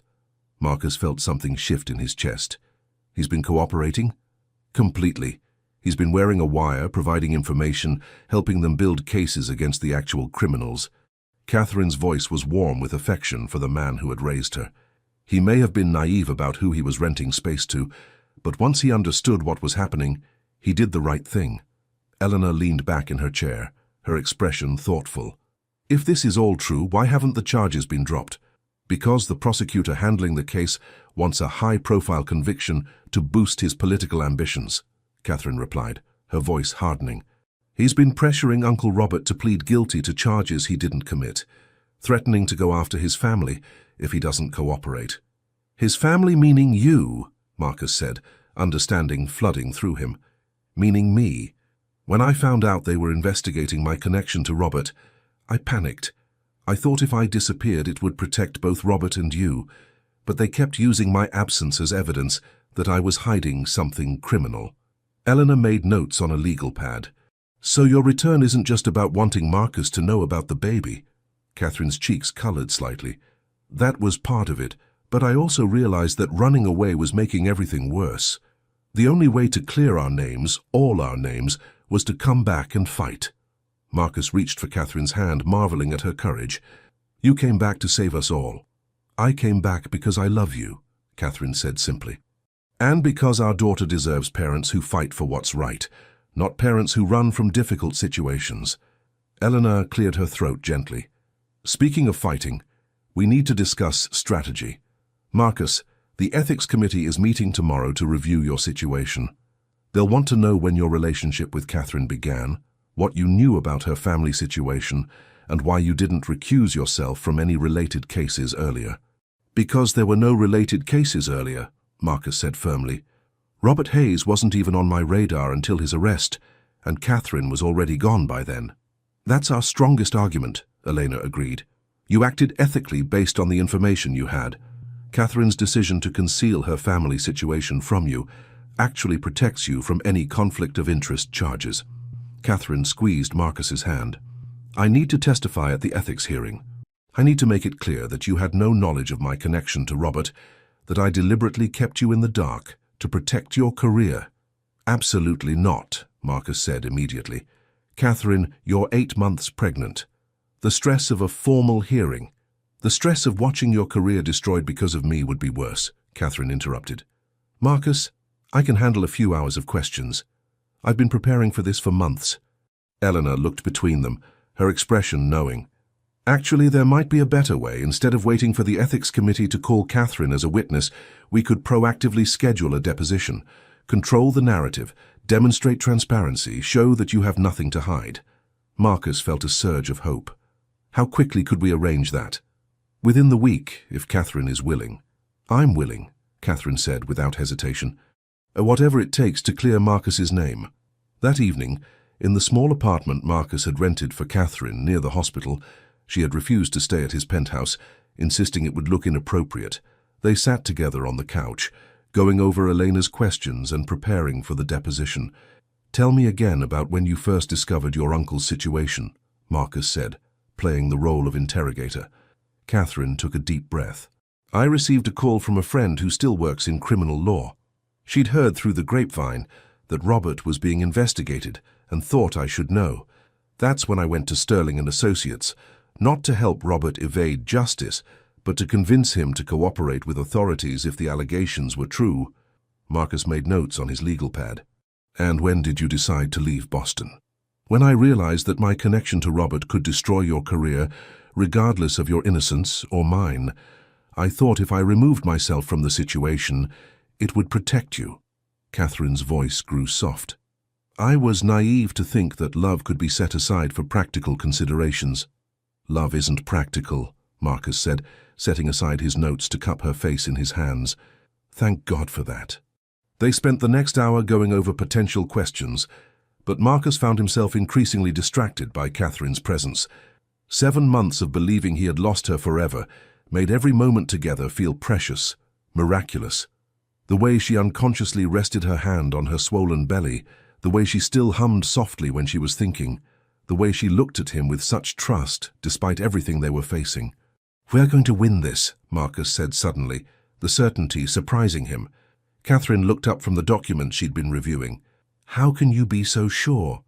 Because we're fighting for something that matters, because the truth is on our side, and because... Marcus moved closer to her, placing his hand over hers on her belly. "We have everything to fight for." As if responding to her father's voice, the baby kicked against Catherine's stomach, and Marcus felt his breath catch. His daughter, their daughter, a living symbol of the love that had survived separation, scandal, and every attempt to destroy it. "She's going to be stubborn like her mother," Marcus said, wonder in his voice. "And principled like her father," Catherine replied, covering his hand with both of hers. Tomorrow would bring new challenges, more questions, further tests of their resolve. But tonight, in the quiet apartment with their child moving between them, Marcus felt something he hadn't experienced in 7 months, genuine hope for the future.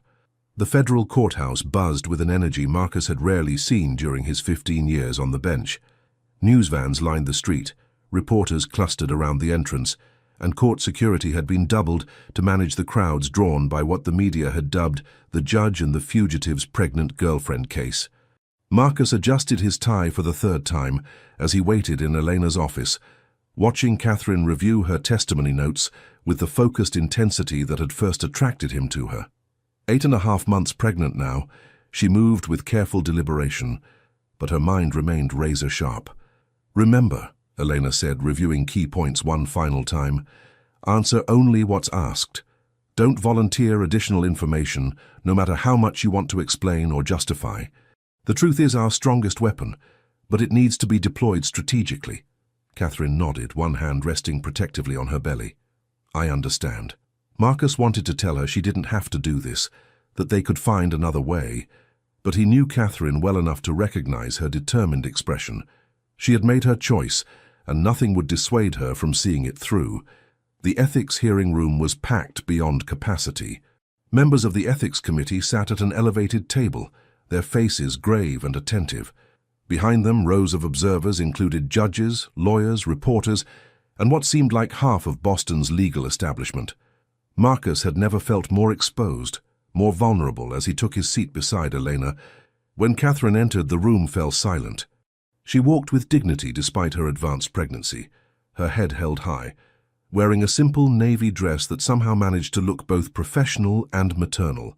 Marcus felt a surge of pride so intense it took his breath away. Committee Chairman Harold Brennan called the hearing to order, his voice carrying the weight of judicial authority. "This hearing has been convened to examine potential ethical violations by federal judge Marcus Whitmore regarding his relationship with Ms. Catherine Hayes and any conflicts of interest related to the criminal case against Robert Hayes." For the next 2 hours, Marcus watched as Catherine methodically dismantled every accusation against him. Her voice remained steady as she detailed their relationship timeline, explained her decision to conceal her family situation, and demonstrated conclusively that Marcus had acted ethically based on the information available to him. "Ms. Hayes," Chairman Brennan said during a particularly intense exchange, "you're asking this committee to believe that you deliberately deceived Judge Whitmore about your family connections to protect his career." "That's exactly what I'm saying," Catherine replied firmly. "I knew that my uncle was under investigation. I knew that any association with that investigation could damage Marcus's reputation and career. So I made the decision to remove myself from his life, rather than put him in an impossible position." "And you did this without consulting Judge Whitmore?" "Yes, because I knew he would have insisted on standing by me regardless of the consequences to himself." Catherine's voice softened as she glanced at Marcus. "That's the kind of man he is, loyal, protective, willing to sacrifice his own interests for the people he cares about. I couldn't let him make that sacrifice." Committee member Judge Patricia Walsh leaned forward. "Ms. Hayes, during your absence from Boston, did Judge Whitmore attempt to contact you or influence your uncle's case in any way?" "No. Marcus had no idea where I was or why I had left. He had no contact with my uncle or his legal team. Any suggestion that he acted improperly is completely false." Marcus watched the committee members' faces, trying to read their reactions. Some looked convinced by Catherine's testimony, others remained skeptical. Everything hung in the balance. Then Prosecutor James Mitchell took the floor, and Marcus felt his stomach clench. "Ms. Hayes," Mitchell began, his voice carrying prosecutorial authority, "isn't it true that you returned to Boston not to protect Judge Whitmore, but because you needed his influence to help your uncle escape justice?" Catherine's eyes flashed with anger, but her voice remained controlled. Absolutely not. I returned because Judge Whitmore deserved to know about his child, and because I realized that running away was making the situation worse for everyone involved. His child? Mitchell's eyebrows rose theatrically. How convenient that you're carrying Judge Whitmore's baby just as your uncle faces federal charges. The room erupted in murmurs, but Catherine's voice cut through the noise like a blade. Are you suggesting I became pregnant to manipulate a federal judge?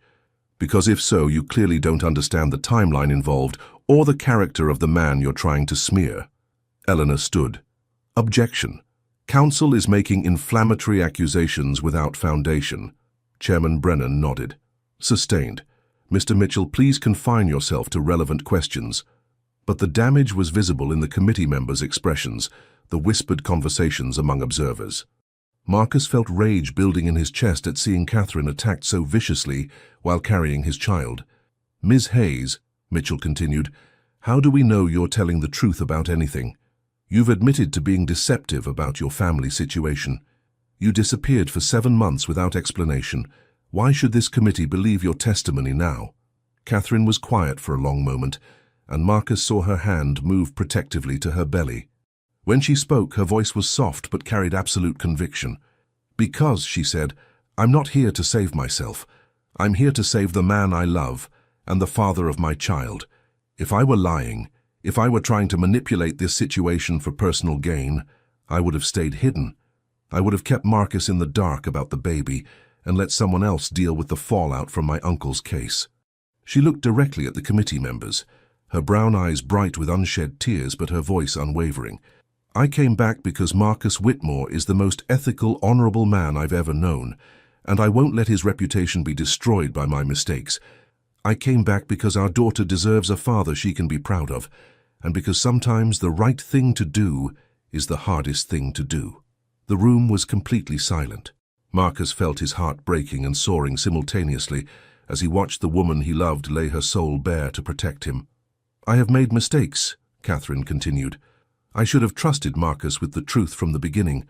I should have let him help me figure out how to handle my uncle's situation. Instead, I tried to protect him by leaving, and all I did was cause more pain for everyone involved. She paused, taking a shaky breath. But Marcus has made no mistakes. He has acted with integrity every step of the way. If you punish him for my choices, for my failures, you'll be committing a greater injustice than anything you're investigating. Chairman Brennan called for a brief recess, and as the committee members filed out to deliberate, Marcus finally allowed himself to breathe. Whatever happened next, Catherine had given everything she had to protect him. That was incredible, Elena whispered, but Marcus barely heard her. All his attention was focused on Catherine, who sat with her head bowed, exhausted from the emotional toll of her testimony. Hey, Marcus said softly, moving to kneel beside her chair. Look at me. When Catherine raised her eyes to his, Marcus saw everything he needed to know, love, determination, and the unshakable bond that had brought them through every trial. Whatever they decide, he whispered, we face it together. No more running, no more secrets, no more trying to protect each other by pushing each other away. Catherine nodded, tears finally spilling down her cheeks. Together, she agreed. As they waited for the committee's decision, Marcus held Catherine's hand and felt their daughter moving between them, a reminder that regardless of professional consequences, they had already won the most important battle of all. The contractions started during the final day of Uncle Robert's trial, 3 weeks after the Ethics Committee had delivered their verdict, complete exoneration for Marcus, with a formal commendation for his integrity throughout the investigation. Catherine had been in the gallery watching her uncle's defense attorney present the evidence she had painstakingly gathered during her months away when the first wave of pain hit. She tried to breathe through it quietly, not wanting to disrupt the proceedings, but Marcus, seated in the back row as an observer since his recusal, noticed immediately. His eyes found hers across the crowded courtroom, and she saw the exact moment he realized what was happening. How long? He mouthed silently. Catherine held up 5 fingers, then pointed to her watch. 5 minutes since the last one, but they'd been coming irregularly for the past hour. Marcus rose carefully, making his way to her row without causing a distraction. When he reached her side, Catherine saw the mixture of excitement and concern in his grey eyes. "This could be false labor," she whispered, as another contraction built. "Or it could be our daughter deciding she wants to meet her father," Marcus replied, his hand finding hers automatically. The contraction peaked, stronger than the others, and Catherine couldn't suppress a small gasp. Several heads turned in their direction, including that of the defense attorney, who paused mid-sentence. "Your Honor," the attorney said, addressing Judge Morrison, "I believe we may need a brief recess." Within minutes, Catherine found herself in Marcus's car, heading toward Boston General Hospital, while he spoke calmly to her doctor through his hands-free phone. The contractions were coming more regularly now, and with each one Catherine felt a mixture of anticipation and terror that had nothing to do with the physical pain. "I'm scared," she admitted, as they pulled into the hospital parking garage. Marcus parked the car and turned to face her fully. "Of the birth, of everything after, of being a good mother, of balancing everything, of our daughter growing up in the spotlight because of who you are." Catherine's voice broke slightly. "What if I can't protect her the way I tried to protect you?" Marcus reached over to cup her face in his hands, his touch gentle but firm. "Catherine, look at me. You're the strongest, most caring person I know. You sacrificed everything to protect the people you love. Our daughter is going to be incredibly lucky to have you as her mother." "But what if—" Catherine began, then stopped as another contraction hit, this one strong enough to make her grip Marcus's hand tightly. "No more what-ifs," Marcus said when the pain subsided. "We face whatever comes together, remember? That's what we promised each other." The next few hours passed in a blur of hospital rooms, monitors, and increasing intensity. Marcus never left Catherine's side, holding her hand through contractions, helping her breathe through the pain, whispering words of encouragement when exhaustion threatened to overwhelm her. "You're incredible," he murmured during one particularly difficult moment, brushing sweat-dampened hair from her forehead. "Absolutely incredible." "Easy for you to say," Catherine gasped, but she was smiling despite the pain. "You're not doing the hard work." "I would if I could," Marcus said, and the sincerity in his voice made Catherine's heart flutter even through her discomfort. Dr. Martinez appeared, checking Catherine's progress with professional efficiency. "Almost there," she announced. "A few more pushes should do it." Catherine felt a surge of adrenaline mixed with terror. After everything they had been through, the separation, the scandal, the uncertainty, their daughter was about to become real, tangible, a person they would hold in their arms. "I can't," Catherine said suddenly, panic rising in her chest. "I'm not ready. What if I don't know how to be her mother?" Marcus leaned close, his forehead touching hers. "Catherine, you've been her mother since the moment you discovered you were pregnant. You protected her by protecting me. You fought for her future by fighting for our family. You already know how to love her completely. Everything else we'll figure out together." The next contraction built, and Catherine bore down with everything she had, Marcus's hand anchoring her to strength she didn't know she possessed. "I can see her head," Dr. Martinez called out. "One more big push, Catherine." Catherine gathered every ounce of energy she had left, and suddenly the room filled with the sound of a baby's first cry, strong, indignant, absolutely perfect. "She's here," Dr. Martinez announced, lifting a tiny, red-faced baby into view. "Congratulations, you have a beautiful daughter." Marcus felt his world shift completely as he looked at his child for the first time. She was impossibly small, impossibly perfect, with dark hair that stuck up at odd angles and tiny fists that waved as if she were already arguing about being removed from her comfortable home. "Oh my God," Catherine whispered, tears streaming down her face as Dr. Martinez placed the baby on her chest. "Oh my God, Marcus, look at her." Marcus couldn't speak.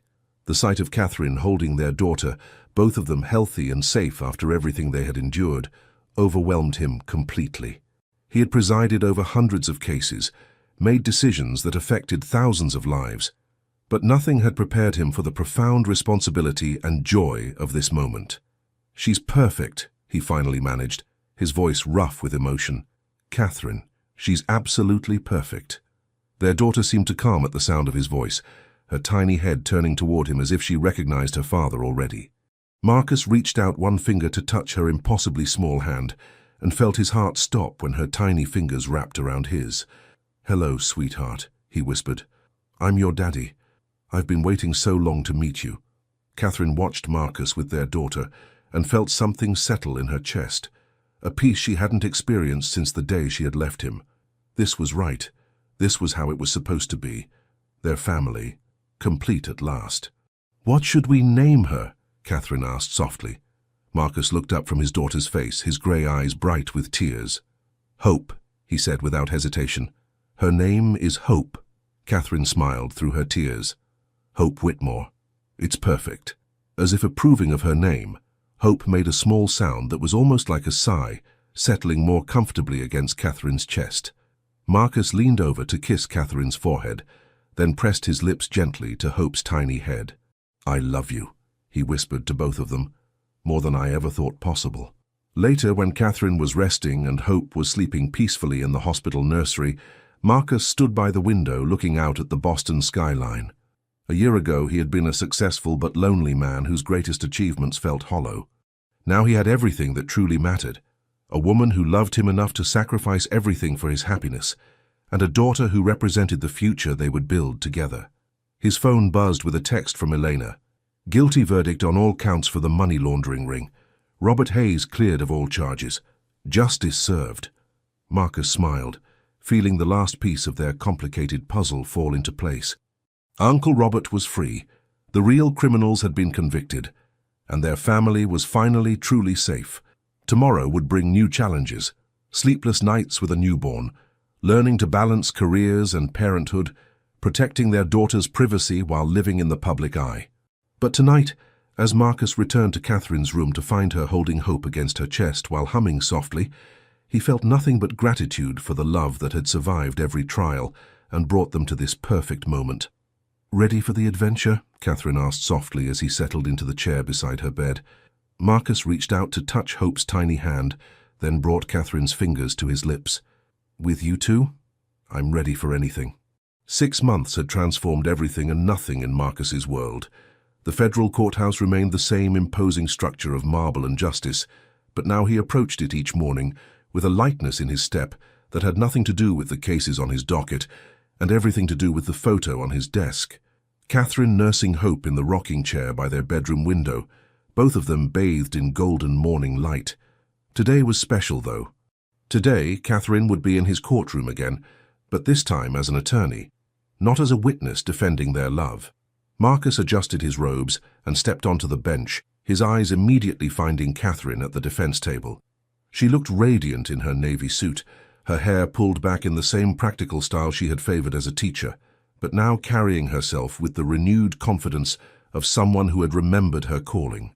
Since Hope's birth, Catherine had joined Elena's firm, specializing in defending people wrongfully accused, using her experience to help others facing the kind of injustice she had nearly suffered herself. The court will hear opening statements in the case of Commonwealth versus Jennifer Morrison, Marcus announced, though he found it difficult to keep the pride out of his voice as Catherine rose to address the jury. Ladies and gentlemen of the jury, Catherine began, her voice clear and strong, today you'll hear the story of a woman who was in the wrong place at the wrong time, who has been accused of a crime she didn't commit based on circumstantial evidence and mistaken assumptions. By the end of this trial, I'm confident you'll agree that Jennifer Morrison is guilty of nothing more than trusting the wrong person. Marcus listened to Catherine's opening argument with the same professional attention he gave all attorneys in his courtroom, but he couldn't help the warmth that spread through his chest as he watched her command the room. She had found her way back to the law, but on her own terms this time, fighting for justice rather than billable hours, defending the innocent rather than serving the wealthy. During the lunch recess, Marcus found Catherine in the small attorney conference room, reviewing notes while eating a sandwich with one hand and checking her phone with the other. "How's Hope?" he asked, settling into the chair across from her. Catherine's face lit up immediately. "According to your mother, she's been an angel all morning. Apparently she loves having her grandmother read to her." Catherine showed him a photo on her phone, Hope sitting in Eleanor Whitmore's lap, both of them looking at a picture book. "I think your mother spoils her more than we do." "Impossible," Marcus said with a grin. "I bought her 3 new toys just yesterday." "You bought her 3 new toys the day before that too," Catherine pointed out, but she was smiling. "At this rate, we'll need a bigger apartment just for her things." Marcus reached across the table to take Catherine's hand, marveling as he always did at how perfectly it fit in his. About that apartment. I've been thinking we should look for something bigger. Maybe a house with a yard where Hope can play when she's older. Are you talking about moving in together officially? Catherine asked, though the sparkle in her eyes suggested she already knew the answer. I'm talking about more than that, Marcus said, his voice growing serious. Catherine, we've been through everything together. Scandal, separation, becoming parents. We've proven that our love can survive anything. I don't want to live apart anymore, even if it's just a few blocks. I want to wake up next to you every morning and fall asleep holding you every night. Catherine set down her sandwich, giving him her full attention. Marcus Whitmore, are you proposing to me in a courthouse conference room? Not yet, Marcus said, bringing her hand to his lips. When I propose, it's going to be somewhere special, with all the romance you deserve. This is just me telling you that I'm planning to propose, so you have time to think about your answer. Catherine laughed, the sound filling the small room with warmth. You're giving me advance notice of your proposal? I'm a planner, Marcus said with mock seriousness. It's one of my better qualities. Among many, Catherine agreed, leaning across the table to kiss him softly. For the record, when you do propose, the answer will be yes. That evening, after Catherine had secured an acquittal for her client, and they had both returned home to Hope, Marcus stood in the doorway of their daughter's nursery, watching Catherine sing a lullaby. Hope was 6 months old now, with Marcus's grey eyes and Catherine's expressive face, and she had completely wrapped both her parents around her tiny fingers. She's asleep, Catherine whispered, carefully placing Hope in her crib and covering her with the soft yellow blanket Marcus's mother had knitted. Finally, Marcus murmured, wrapping his arms around Catherine from behind. I was starting to think she'd inherited your stubborn streak. My stubborn streak? Catherine turned in his arms, eyebrows raised. She gets her determination from both sides, thank you very much. They stood together in the peaceful nursery, watching their daughter sleep, both marveling at the miracle of the life they had created together. The past year had been a whirlwind of challenges and changes, but moments like this, quiet, perfect, complete, reminded Marcus why every trial had been worth it. Do you ever regret it? Catherine asked softly, choosing us over the easier path. Marcus looked down at her, seeing in her face the same question that had haunted her during her pregnancy, whether loving him had cost too much, whether their family had brought more complication than joy into his orderly world. Catherine, he said, his voice gentle but firm, before I met you I thought success meant achievement, recognition, professional respect. I had all of those things and I was miserable. You and Hope didn't complicate my life. You gave it meaning. Catherine smiled, but Marcus could see she needed more reassurance than words could provide. Instead, he led her to the living room of the small apartment they still shared, where Hope's toys were scattered across the floor, and Catherine's law books were stacked next to his judicial journals on every available surface. Look around, Marcus said, gesturing at the organized chaos of their life together. This isn't complicated, this is home. This is everything I never knew I wanted. As if to prove his point, Hope's soft cry came from the nursery, and both parents automatically moved toward the sound. They found her awake, but not upset, simply wanting company in the quiet evening. I'll take her, Catherine said, but Marcus was already lifting Hope from her crib. My turn, he said, settling into the rocking chair with his daughter against his chest. Besides, you've had a long day in court. Catherine curled up in the window seat, watching Marcus rock their daughter while humming the same lullaby she had been singing earlier. The sight of this powerful, intimidating man, rendered completely gentle by his love for their child, never failed to move her. I love you, she said suddenly, the words carrying all the gratitude and wonder of someone who had nearly lost everything precious. I love you too, Marcus replied, his eyes never leaving Hope's face. Both of you. More than I have words to express. Outside their window, Boston sparkled in the evening light, the city where they had met, fallen in love, nearly lost each other, and ultimately found their way back to a love stronger than any trial. In a few months, Marcus would propose on the beach, where they had taken Hope for her first vacation, offering Catherine a ring that had belonged to his grandmother and a future that would include more children, a house with the yard he had promised, and a love that would only deepen with time. But tonight, in their small apartment with their sleeping daughter between them, Marcus and Catherine had everything they needed: each other, their child, and the unshakable certainty that true love, once found, could weather any storm and emerge stronger than before. As Hope drifted back to sleep in her father's arms, Catherine moved to join them in the rocking chair, and Marcus shifted to accommodate her without disturbing their daughter. The three of them fit perfectly together, a family born of love, tested by adversity, and bound by the kind of devotion that would last a lifetime. "Ready for tomorrow," Catherine whispered, thinking of the cases they would each handle, the challenges they would face, the ordinary miracles of raising their daughter together. "With you?" Marcus replied, pressing a kiss to Catherine's temple, while their daughter slept peacefully between them. "I'm ready for forever." Leave your comment and share this story with someone special. It truly helps us keep bringing new stories to you. And if you want to follow every chapter of this emotional journey, subscribe to the channel and turn on the notification bell. Your support makes all the difference.